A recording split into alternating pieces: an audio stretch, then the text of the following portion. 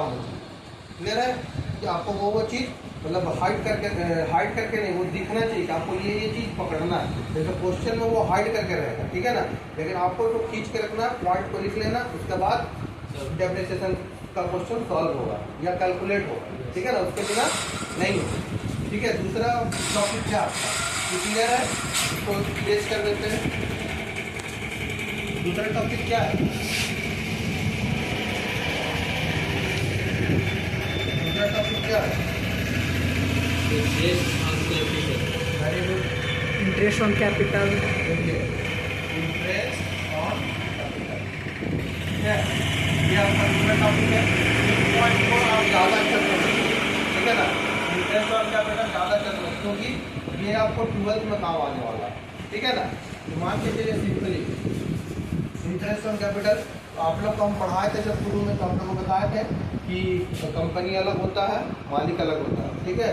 यहाँ पर मान के चलिए ये कंपनी है सपोज, ठीक है ना, ये कंपनी है, ठीक है ना, ये आप है, आप ही को मालिक बनाते हैं, ठीक है ना। तो कहने का मतलब क्या है, अब ये सिस्टम चलेगा, ठीक है।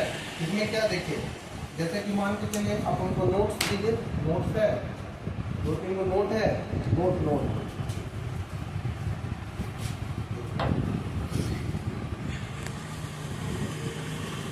जैसे मान के चलिए ये नोट है, ठीक है। इसमें क्या है, जैसे मान अपने आप को ना, देखिए जब भी पार्टनरशिप पढ़िएगा तो आपको दोनों पॉइंट ऑफ व्यू से सोचना पड़ेगा। तो अकाउंटिंग का ये रूल है, ठीक है ना, कि आप जिस जगह पे खड़े हैं, ठीक है, आपको उसी के हिसाब से अकाउंटिंग करना है। आप दोनों पार्ट का सोचिएगा ना, तब से प्रॉब्लम हो जाएगी। क्लियर है, मतलब ऐसा नहीं कि आप जैसे कोई चीज़ को ले रहे ऐसा करके ना, मतलब किस चीज़ को पा रहे, चीज़ को खो रहे, ऐसा करके, तो ऐसा सोचिएगा ना, दोनों साइड का, दोनों पार्ट का सोचिएगा तो आपको प्रॉब्लम हो जाएगा, ठीक है ना।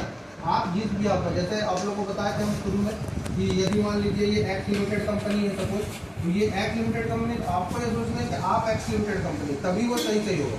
और अकाउंटिंग टर्म्स में अपना सोचना, दोनों साइड का नहीं।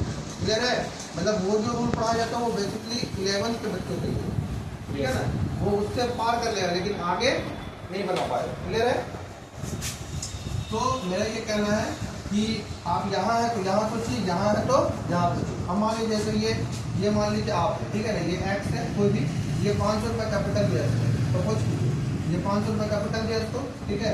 अब मान लीजिए ये कुछ दिन बाद जब इसको ग्रो किया, बेचा, तो ये 500 की जगह ये कितना हो गया, 600।